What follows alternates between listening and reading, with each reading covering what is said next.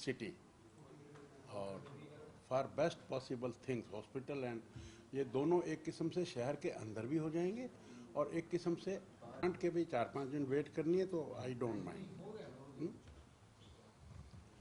तो शुरू करते हैं। आप सभी पत्रकार छायाकार बंधुओं को मेरा नमस्कार। आपका मैं अभिनंदन करता हूं, अभिवादन करता हूं। मेरे साथ हमारे महकमे के जो शीर्ष अधिकारी हैं, डायरेक्टर साहब हैं, एडिशनल डायरेक्टर साहब हैं, चीफ टाउन प्लानर हैं, वो बैठे हैं। और कोई लंबी चौड़ी बात नहीं करनी।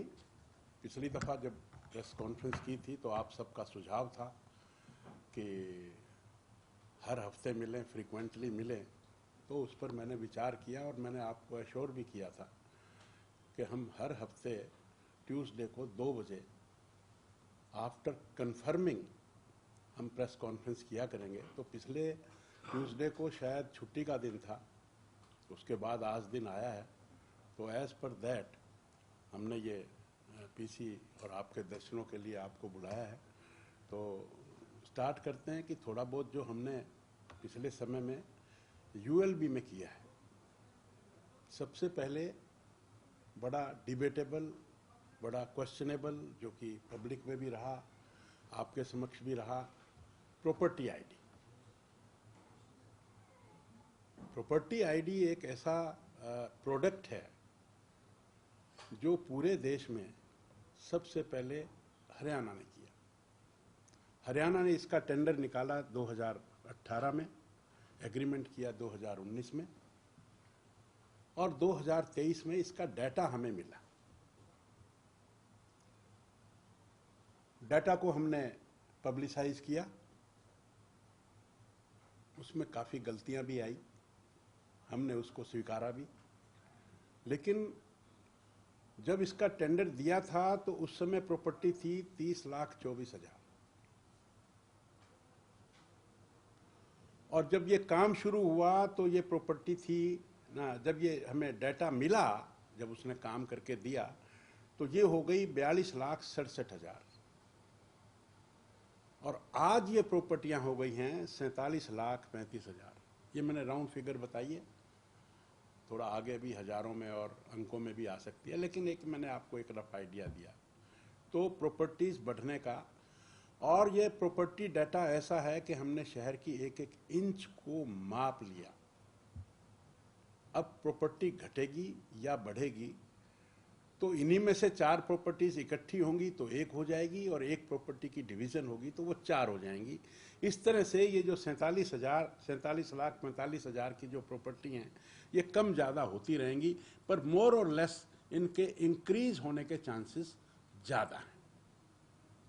एक और बड़ी सरप्राइजिंग आपको बात बता दूं, ओल्ड प्रॉपर्टीज जो हमारी थी वो हमारी थी जो 34,45,000, यानी कि 47,35,000 में से 34,45,000 के लगभग हमारी ओल्ड प्रॉपर्टी है। उसमें से हमने 34,40,000 प्रॉपर्टीज को नई प्रॉपर्टीज में इंटीग्रेट कर लिया, जो कि एक किस्म से असंभव सा काम था। ये वैसा सा काम है जैसे दुकानदार जो डिजिटल अकाउंट नहीं होता था तो उस समय वो कैश मिलाते थे तो रात को अगर 5 पैसे का भी फर्क रह जाए तो वो मिलता नहीं था, उसके पूरी रात खपत हो जाती थी। आज वो प्रॉब्लम नहीं है। आज हमने ये इंटीग्रेशन कर ली, इंटीग्रेशन के बाद हमें कोई प्रॉब्लम नहीं आएगी। किसी की पुरानी प्रॉपर्टी है, उसका कितना बकाया है, वी नो कि किस प्रॉपर्टी का कितना पुराना बकाया है। इस इंटीग्रेशन का सबसे बड़ा लाभ ये हुआ। और इसमें एक बात और भी हमने की कि जो पंचायतें हैं और वो पंचायतें निगमों में आ गई या वो पालिका बनी या वो परिषद बनी, तो जो लाल डोरे के जो अंदर की जो बात थी उसको भी हमने इसमें ले लिया, उसकी भी प्रॉपर्टी आईडी हमारी बन गई। और एक अच्छी बात आपको मैं बताऊं कि गवर्नमेंट ऑफ इंडिया ने जब माननीय इस प्रदेश के यशस्वी मुख्यमंत्री जी ने इस बात को माननीय प्रधानमंत्री जी को बताया तो उन्होंने पूरे देश में ये लागू करने को सब प्रदेशों को कहा कि सबको लागू करना चाहिए। इसका फायदा ये है कि ये एक अच्छा रिकॉर्ड बन गया, एक एक इंच जमीन मापी गई। इसके जो ड्यूज हैं वो स्टैंड करते हैं। जब आप अपना अकाउंट खोलते हैं तो कोई गार्बेज चार्जेस हैं, कोई डेवलपमेंट चार्जेस हैं, कोई हाउस टैक्स के चार्जेस हैं, वो the person is aware of कि वो कहाँ खड़ा है, उसने कितनी पेमेंट देनी है। ये सब इन चीज़ों का फायदा है। और एक और भी बात होगी कि आज जो रजिस्ट्री होगी तो वो रजिस्ट्री भी ऑटोमेटिक प्रॉपर्टी आईडी में चढ़ जाएगी उस नाम से। ये एक बहुत अच्छा auto registration in the presentation in the property ID.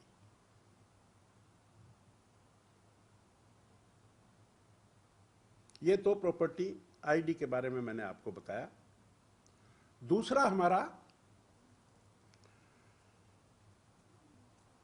Unauthorised colonies को ऑथोराइज करने के लिए हमारे मुख्यमंत्री जी ने ये कहा कि जिसका धरती पर जन्म हुआ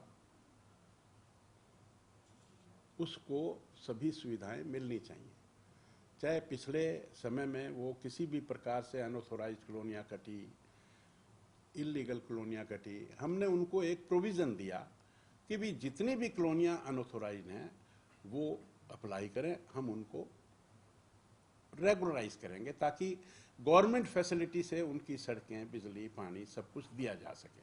हालांकि वो अनऑथोराइज्ड हैं, फिर भी उनको पानी की सप्लाई, बिजली की सप्लाई गवर्नमेंट दे रही है, लेकिन उतनी ऑथेंटिसिटी से वो क्लेम नहीं कर पाते और उतनी ऑथेंटिसिटी से नहीं मिलती हैड दैट बीन रेगुलराइज्ड। तो उसमें भी हमने 3 फेज में 494 कॉलोनियों को रेगुलराइज किया है। पहले फेज में 211, दूसरे में 193 और बाद में 90 ऐसी कॉलोनियां। हमने टोटल जो कॉलोनियां आइडेंटिफाई की थी वो 2274 की थी। और टाउन कंट्री प्लानिंग ने जो हमें डाटा दिया वो 1977 का दिया, और उसमें से 800 कॉलोनियों के हमारे पास कागज वगैरह पूरे होकर आए।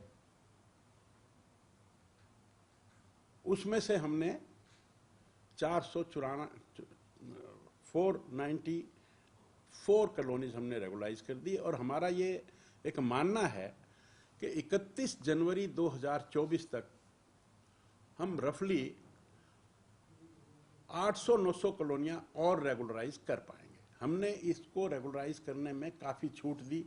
पहले कंडीशन थी कि 75% कंस्ट्रक्शन होनी चाहिए, फिर उसको रिलैक्स किया हमने 50% पे, फिर 25% पे, फिर हमने वो सभी कमियां हटाकर फिर एक हमने बात कही कि भी कम से कम 6 मीटर उस कॉलोनी में मिनिमम सड़क गली होनी चाहिए। लेकिन वो भी बहुत कॉलोनियां उससे वंचित हो रही थी, फिर उसमें भी हमने रिलैक्सेशन दी और 3 मीटर की हमने मिनिमम। और ये उनकी सिक्योरिटी, सेफ्टी के लिए, भगवान ना करे कहीं आग लग जाए, कहीं कोई एम्बुलेंस की ज़रूरत हो, कहीं कोई फायर ब्रिगेड की ज़रूरत हो, वो अगर 3 मीटर से कम की अगर गली होगी तो वो जा नहीं पाएगी। अब अनऑथोराइज्ड में तो वो कुछ भी करें, लेकिन गवर्नमेंट की ऑथराइजेशन के बाद अगर इस तरह की कोई कमी रहती है तो वो अच्छी बात नहीं है। तो इसलिए हमने ये कंडीशन लगाकर हमने 494 कॉलोनियां ऑथोराइज की। तीसरा एक बड़ा काम स्वामित्व योजना का। माननीय मुख्यमंत्री जी ने कहा कि जो दुकानें अनेक वर्षों से लीज पर हैं या किराए पर हैं, और अल्टीमेटली उन्होंने एक टाइम लाइन फिक्स की। उन्होंने कहा कि जिस भाई ने भी कोई दुकान 31 दिसंबर 2000 से पहले जिसने भी लिए, यानी कि 31 दिसंबर 2020 को जिसके 20 साल पूरे हो गए, उनको हम स्वामित्व योजना में, पहले ये हमने एक्ट लाया था यूएलबी में, लेकिन जब इसको हमने इम्प्लीमेंट किया तो बहुत सारी दुकानें ऐसी थी जिनका जो रेंट है वो यूएलबी लेती थी, लेकिन उनकी मलकियत पीडब्ल्यूडी, इरिगेशन या कोई और महकमे की थी। तो फिर बाद में हमने इसमें अमेंडमेंट की और हमने बाकी विभागों को भी ये कहा कि भाई आप भी ये स्वामित्व योजना में उनको दो। तो उसमें भी जो हमारे पास टोटल आइडेंटिफाइड दुकानें थी वो 16,667 थी और उसमें 11,468 ने अप्लाई किया और हमने उसमें से 5204 दुकानों को अप्रूव किया। अब किसी में कोई कमी, कहीं कुछ, ये चल रहा है, लेकिन इसमें भी जो हमारा मन है, मन ये है कि जैसे अनऑथोराइज्ड कॉलोनीज को भी हम सबको अप्रूव करें। हम तो ये कहते हैं कि जो 16,667 हैं सारी की सारी स्वामित्व योजना में उनको मालिकाना हक मिले, हमारी मंशा ये है। तीसरी बात मैं आपको प्रॉपर्टी टैक्स के बारे में बताना चाहता हूं। 2003 से लेकर 2013 तक 10 साल के उसमें लगभग 24 लाख प्रॉपर्टियां हुआ करती थी डिमांड रजिस्टर में और केवल 3 लाख लोग टैक्स देते थे पर ईयर। एवरेज बताया मैंने, कहीं 24 लाख से ज्यादा थी तो शुरू के में 24 लाख से कम भी थी, ये मैंने एवरेज बताई। 24 लाख प्रॉपर्टीज में से 3 लाख लोग टैक्स देते थे और 75 करोड़ रुपया हमें मिलता था सालाना। और 13 से 22 तक में ये प्रॉपर्टीज बढ़कर 32 लाख एवरेज हो गई और इसमें 7 लाख लोग टैक्स देते थे और हम जो टैक्स कलेक्ट करते थे वो 425 करोड़ एवरेज टैक्स करते थे। अब ये प्रॉपर्टियां हम बड़े विश्वास के साथ कह सकते हैं कि ये 42 लाख और 47,75,000 हो गई। 7 लाख 425 करोड़ सालाना, ये मैंने एवरेज बताया है पर ईयर का।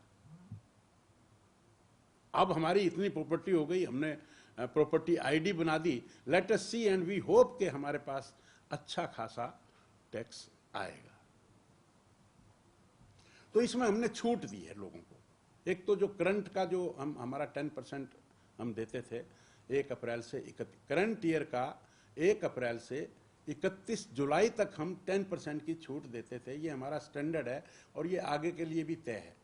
लेकिन इस साल हमने इसको 15% कर दिया और इसको बढ़ाकर 15 नवंबर तक कर दिया।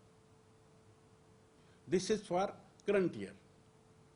और जो एरियर था, एरियर पर हम इंटरेस्ट लेते थे, हम पेनल्टी नहीं लेते थे। उस एरियर पर जो इंटरेस्ट था उसको आप पेनल्टी के समकक्ष मान सकते हो। तो वो हमने पहले 31 दिसंबर तक कंप्लीट फ्री किया था, फिर हमने जनवरी में उसको 50% पे लाए, फिर हम 30% पे लाए, ऐसे करके। लेकिन अब माननीय मुख्यमंत्री जी ने ये कहा कि ये फिर कंप्लीट फ्री करो और 31 दिसंबर 2023 तक। और इसमें हमने एक और रिलीफ दिया लोगों को कि जो उनका ओरिजिनल एरियर था विदाउट इंटरेस्ट, उस पर भी 15% की छूट अप टू 31/12/2023 तक हमने दी। ये टैक्स के बारे में। एक और मैं आपसे बात शेयर करना चाहता हूं कि हमने एक सिस्टम डेवलप किया है। अब हमारे पास जितने भी इनको कस्टमर कहें या जो हमारे जितने भी नागरिक हैं यूएलबी के, जो इनको इनका फ़ोन नंबर हमारे पास आ गया। अब फ़ोन नंबर लेने में काफ़ी मुशक्क़त करनी पड़ी, लेकिन फ़ोन नंबर आ गया। हम इनको आज एसएमएस से कोई भी सूचना दे सकते हैं। ये प्रॉपर्टी आईडी की देन है। आज हम इनको कह सकते हैं कि भी आपका इतना पेंडिंग है, आपका इतना है। और ये जो सूचना हमने आपको बताई, जो रिलीफ वाली 15% वाली, ये हम एसएमएस के माध्यम से दे चुके हैं। ये उसका एक बेनिफिट प्रोडक्ट है प्रॉपर्टी आईडी का। अब मैं थोड़ा इलेक्शन की बात बता दूं। 2023 में 28 यूएलबीज में इलेक्शन ड्यू है। 3 कारपोरेशन हैं, 4 परिषद हैं और 21 जो हैं वो पालिकाएं हैं, कमेटी हैं। इन 28 में से 18 का हमने फाइनल नोटिफिकेशन कर दिया है, हमारी वार्डबंदी हो चुकी है। यानी कि इसका मतलब ये होता है कि इनमें इलेक्शन चाहे आज ही करवा लो। दूसरी जो 5 यूएलबी हैं उसमें एक प्रीलिमिनरी नोटिफिकेशन होता है, वो हो चुका, उसके बाद वो प्रोसेस में चल रहा है। वो कभी भी 1 दिन में, 2 दिन में, 4 दिन में उसका फाइनल नोटिफिकेशन भी हो सकता है। लेकिन जो 5 बची उनका अभी ड्राफ्ट नोटिफिकेशन होना है, ये हमारा। और कभी भी आयोग हमें कहेगा कि इलेक्शन करवाने हैं तो हमारा काम ऑलमोस्ट फाइनल है। आपकी जानकारी के लिए 7 यानी कि 5 जो निगम और 2 पालिकाएं, 7 यूएलबीज में 2024 में भी इलेक्शन ड्यू हो जाएगा। एमसी म्यूनिसिपल कॉरपोरेशंस 3, यस 3 + 4 परिषद प्लस 21 जो हैं वो पालिकाएं। ये तो 2023 की बात की। 2024 की बात मैं कर रहा हूं। 5 निगम, जिसमें हिसार, करनाल, पानीपत, रोहतक और यमुनानगर, इनमें, और 2 और हैं वो मुझे याद नहीं है। नहीं, मानेसर तो प्रेजेंट 3 में आ गया। मानेसर, गुड़गांव और फरीदाबाद ये तो अभी आ गया। और जो 5 हैं ये अभी ड्यू हो जाएंगी। दिसंबर में इनका कार्यकाल समाप्त हो रहा है, तो आप मान के चलो कि 2024 में ये 5 निगम भी और हो जाएंगे, 2 पालिकाएं और हो जाएंगी। तो एक किस्म से 28 और 7 35 यूएलबी में ड्यू हो जाएगा। तो उसकी भी हमारी जो भी टाइम से कंसर्न हमारी तैयारी होती है यूएलबी की। यूएलबी का काम है वार्डबंदी एंड प्लस रिजर्वेशन। हमने जो ओबीसी का 8% का कोटा किया है, तो उसमें कितने वार्ड हैं ओबीसी में हम रिजर्व करें, ये काम हमने करना होता है। इस काम की हमारी पूरी तैयारी है। अब विषय तो बहुत सारे हैं, पर मैं समझता हूं कि अगर अगले मंगलवार को भी बोलना है तो सारे अब बोलेंगे, आप सारे अब लिखोगे तो उसका ठीक नहीं रहेगा। आपके लिए मैं तैयार हूं, जो भी जैसा संभव होगा मैं उसका जवाब दूंगा। दुकानें दी गई हैं 16,000 लगभग 5,000, मैं आपको बताता हूं, 5,204 को हमने अप्रूव किया है।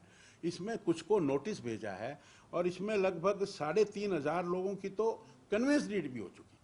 कुछ दुकानें सर वैसे ही एफिडेविट के ऊपर बिक चुकी हैं, वैसे मालिकाना हक को लेकर नहीं। देखिए मालिकाना हक हमने उसको माना है जिसके पास दुकान आज है। अगर दुकान मान लो आपको अलॉट हुई, हाँ, जिसके पास थी, हाँ, उसने बेच के कब्जा किसी और को दे दिया, हाँ, कब्जा किसी और को दे दिया। रिकॉर्ड में वो उसी के बोल रही है आज भी, क्योंकि नहीं, रिकॉर्ड में बोले हमें तो आज जिसके पास एफिडेविट वगैरह से पैसा नहीं, उसने जो आज तक उन्होंने जो किया हमें उससे कंसर्न नहीं है। आज किसने अप्लाई किया? आज कब्जाधारी ने अप्लाई किया। कब्जाधारी कहता है जी मुझे दो, हम उसको दे देंगे। यानी आप पिछला रिकॉर्ड कोई चेक नहीं करेंगे, जो मौजूदा कब्जाधारी है हाँ, उसको वो, हाँ, वो इसलिए उसके पीछे जो क्या कहते हैं उसको, जो जेनेसिस है वो ये है कि मान लो एक दुकान उसने 100 रुपए में ली और उसने दूसरे को जो दी तो पगड़ी ले ली या कुछ भी ले लिया, तो आज तो फिर जो प्रेजेंट वाला है हकदार तो वही है ना उसका, तो उसी के नाम होनी चाहिए। अब आज वो पहले वाला आ जाए और कहे कि जी ये तो मेरी थी, ये तो कोई जस्टिफाइड। तो जो उन्होंने किया, आज जो बेनिफिट है उस बेनिफिट को उसने काफी नुकसान लेकर उसने अपना कब्जा किया होगा। लेकिन टैक्स अगर पिछले वाले के नाम से भरा था तो इस तरह के मामले आए। अब ये बहुत टेक्निकल बात है तो वो अफसर बता देंगे। इसमें बैठे हैं अधिकारीगण, ये बता देंगे। उद्देश्य इसका यही था कि जो बिजनेस कर रहा है दिन बैठ के उसको दिया जाए। अगर उनका किसी तरह का कोई विवाद होता है तो जो हमारे कमिश्नर्स हैं उसका निर्णय करते हैं। उसके बाद भी अगर उनको कोई दिक्कत होती है तो डायरेक्टर को अपील वो कर सकते हैं, तो उनका निर्णय उसमें किया जाता है। लेकिन कौन टैक्स पे कर रहा है, योजना के तहत मालिकाना हक देने का काम चल रहा है। भले उसने 1 साल पहले लियो, करंट ईयर है। करंट ईयर मीन्स 2023-24, यानी कि 1 अप्रैल 2023 से लेकर 31 मार्च 2024 तक का जो 1 ईयर का जो हाउस टैक्स है, वो अगर 31 नवंबर तक देता है तो उसको 15% की छूट है। 15 नवंबर, हाँ 15 नवंबर तक की छूट, 15 नवंबर तक 15% की छूट है।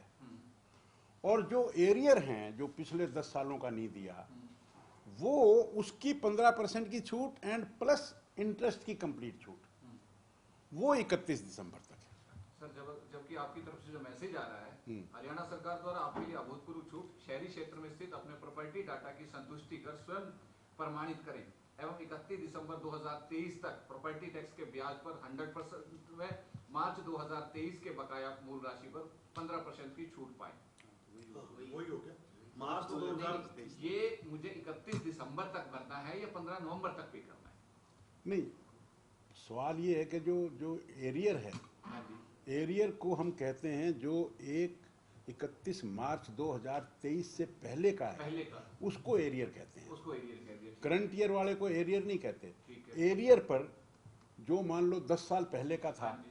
और उस पर इंटरेस्ट बढ़ते बढ़ते बढ़ते बढ़ते 2000 की जगह अब 6000 हो गया वो, ठीक है। तो 4000 हमने कंप्लीट छोड़ दिया उस पर, ओके। क्योंकि वो 4000 उसका इंटरेस्ट था। और जो 2000 टैक्स था उस पर भी हमने 15% की छूट दी। ये रिलीफ हमने 31 दिसंबर 2023 तक है। ये 23 तक। और मौजूदा वाले की जो आज का टैक्स मान लो आपका 2000 था, इस 2000 पर 15% की छूट जो है वो आपको 15 नवंबर तक है। 15 नवंबर के बाद इंटरेस्ट नहीं लगेगा, लेकिन आपको 2000 भरना पड़ेगा। सर 31 तक ही कर देते ना, दो बार क्यों बुलाओगे? आईटी का सर्वे करने वाली याशी कंपनी को ब्लैकलिस्ट किया गया, हाँ। क्या कार्रवाई हुई? हाँ, मैं बताता हूँ उसको।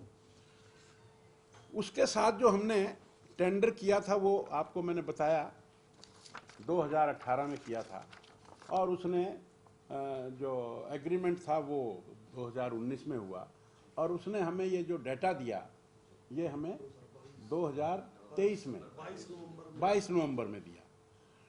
तो जो जहाँ जितना जितना काम करता गया उतनी पेमेंट उसको होती गई, लेकिन बाद में उसके बाद के काम का भी इकरारनामा था और बाद में कुछ शिकायतें भी आई, तो हमने उसकी सिक्योरिटी रोक ली, हमने उसको काम से हटा दिया, और जो आगे का काम था वो हमने कैंसिल कर दिया।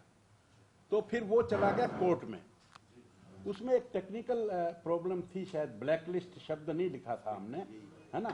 अब वो हमने ब्लैकलिस्ट लिखकर और उसको नोटिस दे दिया है। ये सर, जो ये अटके चल रही थी, गौरव छब्राता स्वास्थ्य मंत्रालय दिया जाएगा, शहरी निकाय दिया जाएगा, ये क्या होना चल रहा है? अब ये अटकलें तो आप हैं चलाने वाले।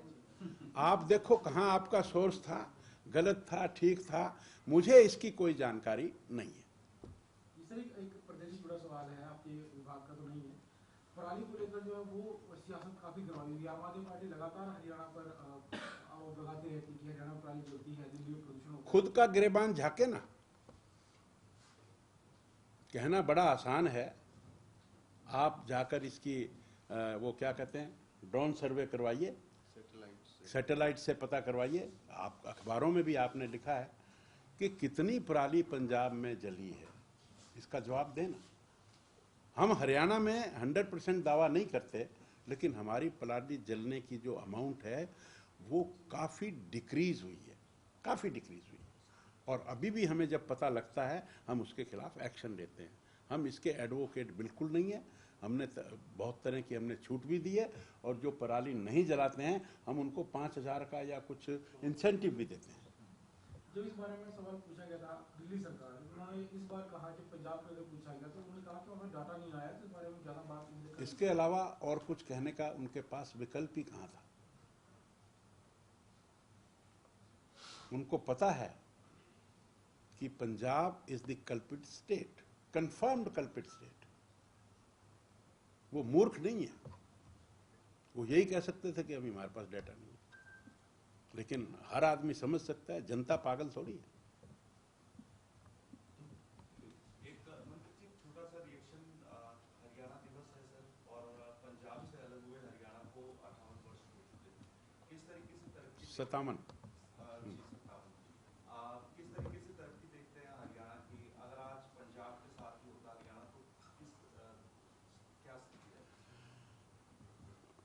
देखिए, अलग हुआ हरियाणा, और जो 66 से और 47 तक की डेवलपमेंट देखें, अब उस टाइम जब अलग हुए थे तो शायद हमारे 13-14 डिस्ट्रिक्ट थे या 9 थे, 13 थे, और आज 22 हो गए, 3-4 और भी बनने की कगार पर हैं।